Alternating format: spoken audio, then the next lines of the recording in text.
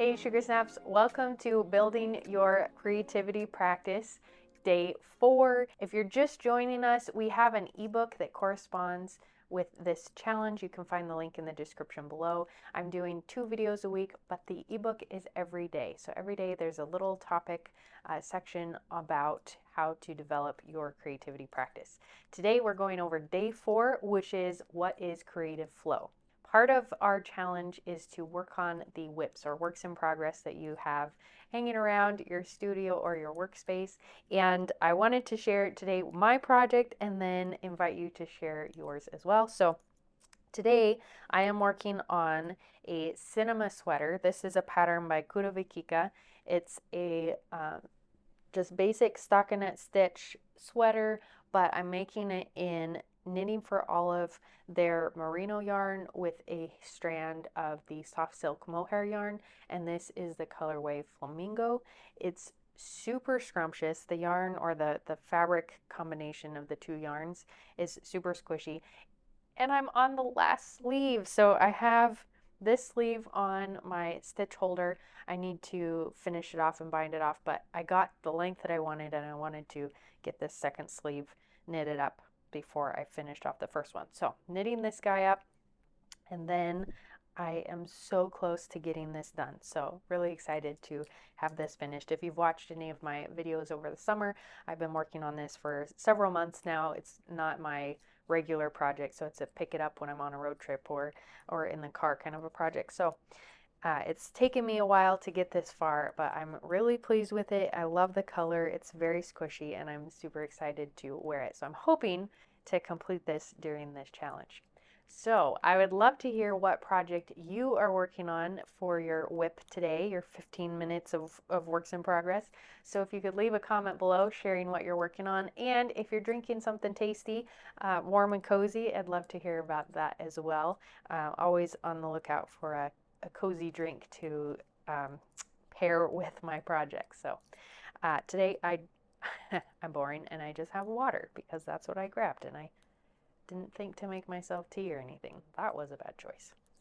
Pull together your works in progress and settle in. Let's read chapter 4 of your daily creative practice, the ebook, and then we'll talk about some of those topics, or I will, and you can listen.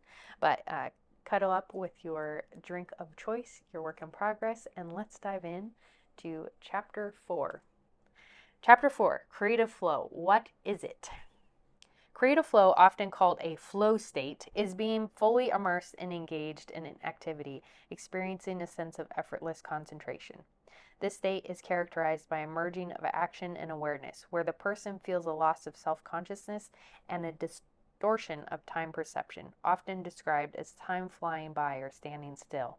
The concept of flow was popularized by psychologist Mihai Csikszentmihalyi, very long name, who described it as a state where people are so caught up in activity that nothing else seems to matter.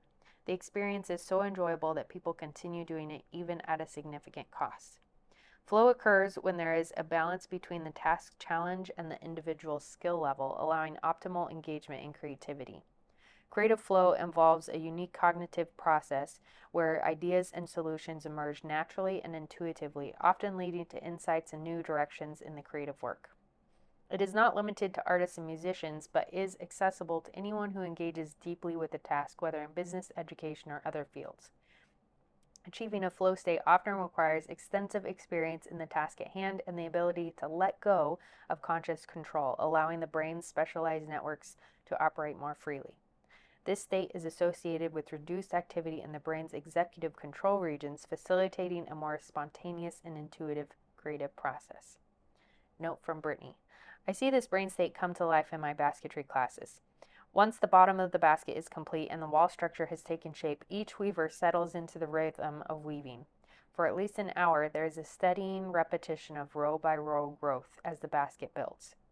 There is such a sweet flow between the learning challenges at the start and end of the basket. This is where I hear, "This is so fun," or "This is very relaxing." Note from Sherry. I remember the first machine quilting class I attended. The instructor said the experience of free motion quilting was like a meditation. As a newbie, it felt more like steering a runaway train. Definitely not a flow state yet. Question of the day. Have you experienced the flow state? What specific skills are most likely to put you in this focused brain space where time stands still? I think one of the most fun parts of being a maker and creating things is flow state, because especially when you're doing something repetitive, you can fall into that place of just feeling really natural in what you're doing, like it's occurring without a ton of effort. The chapter was describing it as a place where your ability or your skill meets the type of task that you're doing, and you can do it without severe concentration or frustration or roadblocks. And knitting for me is one of those. One of the reasons I pulled out my Cinema Sweater today, because it's, especially when it's just stockinette stitch, it's repetitive motion, and so I can do it while doing other things and really kind of get lost in the process. Now, not everybody likes that feeling. I don't think I've definitely heard folks complain about things that are really repetitive because they don't want to sit in that space of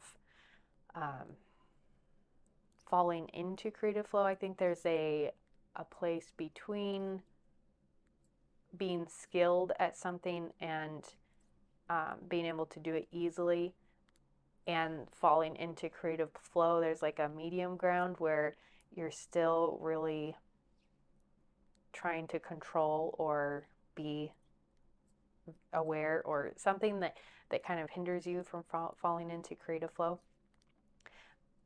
That's really not very technical. I don't really know what I'm talking about from a psychology standpoint, but just from experience standpoint, there are times where I'm stressed and that is causing my process or my projects to be inhibited, and it makes falling into or stepping into creative flow a little more challenging. Just a thought. I don't think that's even a very developed thought, but something I've been thinking about. And I don't think it even has to be a project or a skill or technique that is repetitive. I think it could be something that's even very complex or takes decision making, like painting a landscape or designing something where you're having to make lots of choices. I think that can still lead to a creative flow because you're just so immersed or so in your head over what you're doing. It's easy to just kind of let everything else fall away and not be aware of what's happening around you, or setting aside other complications of the day or what you're doing, and just be present with what it is you're currently doing.